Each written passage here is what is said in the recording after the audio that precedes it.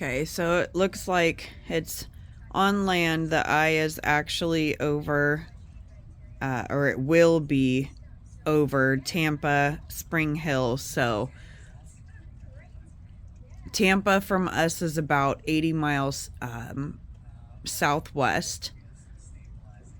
Spring Hill, much shorter. I think we're about 45 miles from Spring Hill. And he's still in the same spot, completely unfazed. Bobo! Bobo!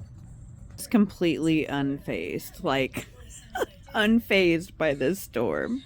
Winds are picking up shortly. It should get much windier here, so let's check out what it's like right now.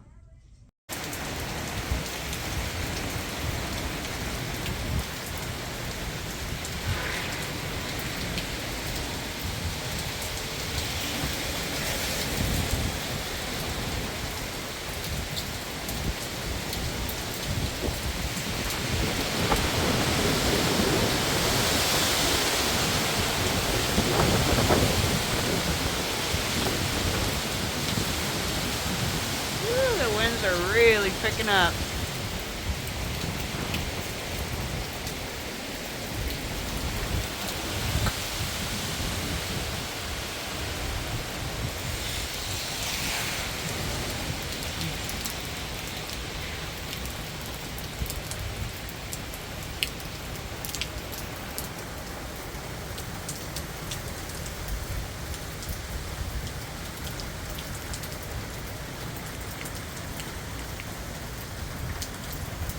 The sounds are, I don't know, actually pretty relaxing.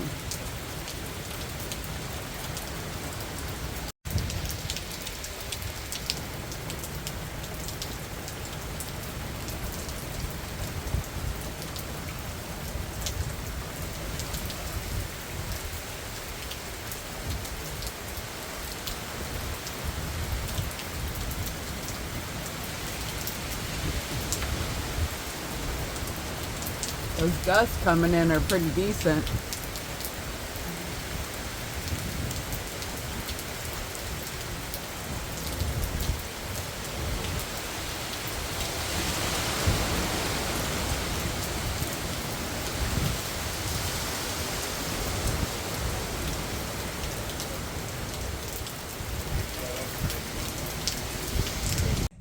It is safe to say we're just wiped out. Exhausted is probably the best word. Honestly, we've slept through many a hurricane, so that's the plan. Getting some sleep, and then I will add video in the morning to this one to let you see, and I'll be seeing it too, how everything looks outside. Until then, I'm gonna get some sleep because I'm just not feeling hot right now, and my head is killing me. So for you, it'll be a split second. For me, hopefully it'll be several hours. Unless, of course, you know, wake up to total chaos, and then I'll let you guys in on that too. I'll see you in a second. Okay, so everything here made it. The only thing that happened is a couple boards came off the rack.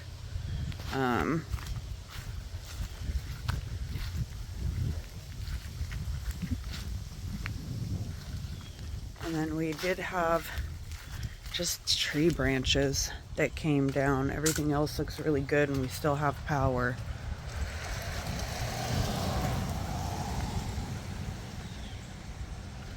So just some branches, trash cans blew. That's it. As of right now, it's about 2:52. Just a strong breeze. You know, from the end of it wrapping, nothing major. There are still trees coming down in the area because of how saturated everything was. We still have power. We did not lose power last night. It flickered a lot on and off, but it did come back. Woke up about, I think it was around 4:30 to the winds, and was up for a little bit, and then we just crashed. We're both just wiped out.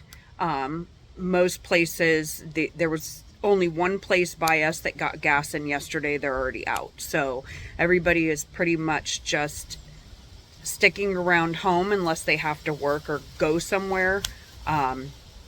Thankfully, you know, we don't have anything set up. Everything comes to our house for appointments until next Wednesday. So hopefully by then they'll be able to get the Tampa port up and running, get gas back in, get the loads that were traveling to Florida. I think there's like 1.5 million gallons of gas that are on their way.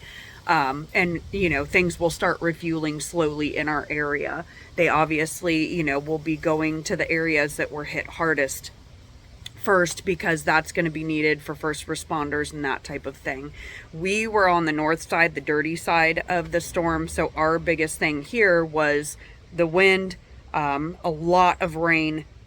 And then that was pretty much it. Chance of, you know, flash flooding, which we've been in some flash floods in Florida before.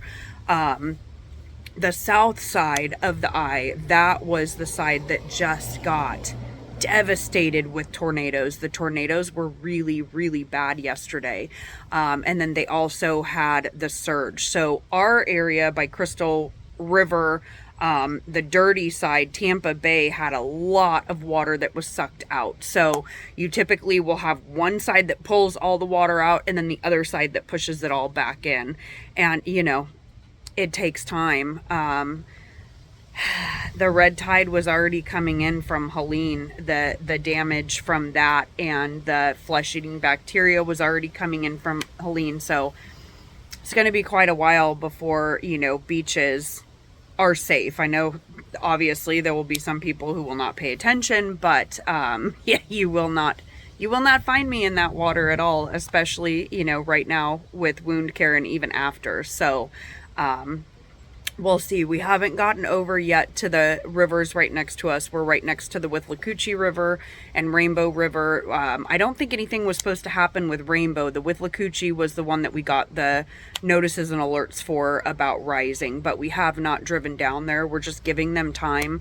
There's a lot of trees down on the roads over here. So, you know, county has just asked everybody stay home if you can, and so that's what we're doing. We're just kind of hanging out today. Obviously, we have not even started, you know, putting stuff back. Everything is, like I said, we're just wiped out. So the only thing we might do is dump the water, because you don't want it sitting in there for long, because there's another system down below that they're watching. That next one would be named Nadine, I believe it is. Watching that one. One model has it turning into something, the other models don't. It's pretty much what happened with Milton. Everybody kept saying nothing was going to happen with that thing. It was no reason to worry. And, you know, and then Milton was formed. So that's one thing you learn here in Florida and, you know, other states. I mean, Sarasota has not been hit for over 50 years, and that's why we fared much better here. It jogged south at the last second, and that's actually what happened with Ian. So when Ian was supposed to hit 2 years ago, our area was supposed to take a direct hit, and it shifted south. And, you know, for all these people, they're just idiots, in my opinion, because they were talking so much smack about people in Fort Myers. Number one, they don't live here. They have no idea what was going on. Number two, Fort Myers didn't even have time to prepare because it jogged so fast. They did not have sandbag sites up. They did not have, you know, evac orders in time for people to get out. And that brings me to this time too. Oh my gosh, the comments. Oh, the comments are just too much on some of these. So many of you are awesome. So many of you were encouraging and you were uplifting and supportive, and other people, they're just off their flipping rockers. And some of these comments, they just, you know, somebody who lives in this area who commented on my video put it best. They're like, you don't even live in this area. Like, you don't even know what's going on, and yet you make all these statements and talk smack to people online.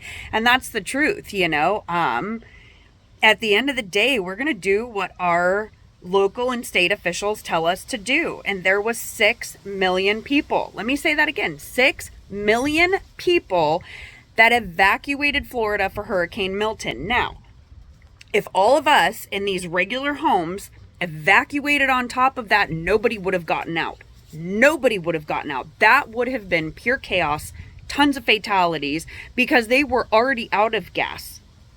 You put that many more people on the road trying to travel and then everybody is out of gas, bad idea. Which is why when they make that call, it's regarding loss of life.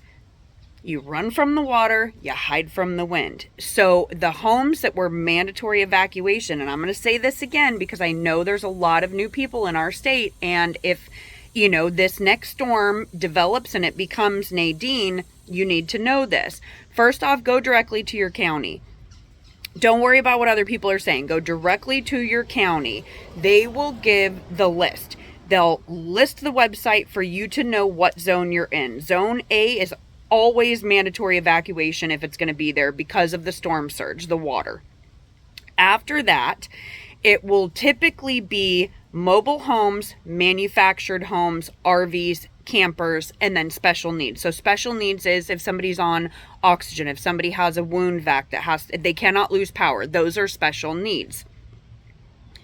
Why they do that is because mobile homes and manufactured homes, their codes are completely different. And you'll see that all over the news right now. With tornadoes, with the hurricanes, they can't withstand the wind. Now, regular structure homes built to code, they can last up to a certain wind. That is why when they figure out what it's going to do, they have an idea. Obviously, you know, here, nobody knows for sure. We don't even know the path. We'll have the cone. We'll still be in a hurricane warning area, but that path can shift at the very last minute.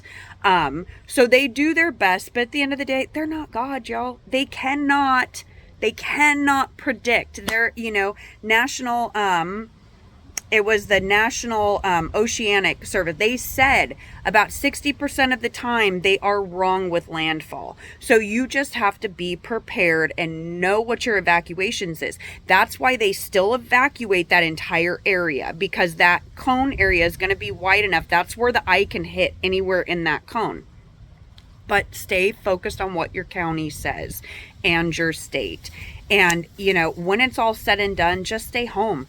Don't be trying to go to hard hit areas, you know, to look around and see. I mean, these people need their power back on. They need their roads cleared. They need it to be safe with the lines out of the street.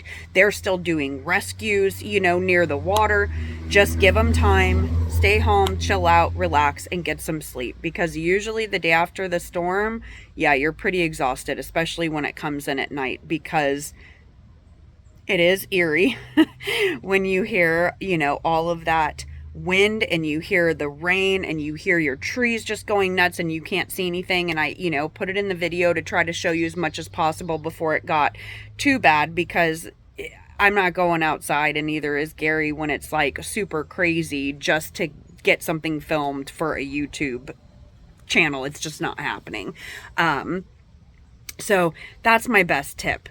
Stay weather aware, because yeah, we still got a ways to go with hurricane season. That water is still warm and it's looking like it's going to be active. So who knows? We may be doing this again in, you know, another week and a half, and very tempted just to leave stuff down so we don't have to go through this again, just in case. We'll see what happens. But until tomorrow's vlog, get outside somehow, some way, make some memories, and I will catch you tomorrow on tomorrow's vlog. Thanks.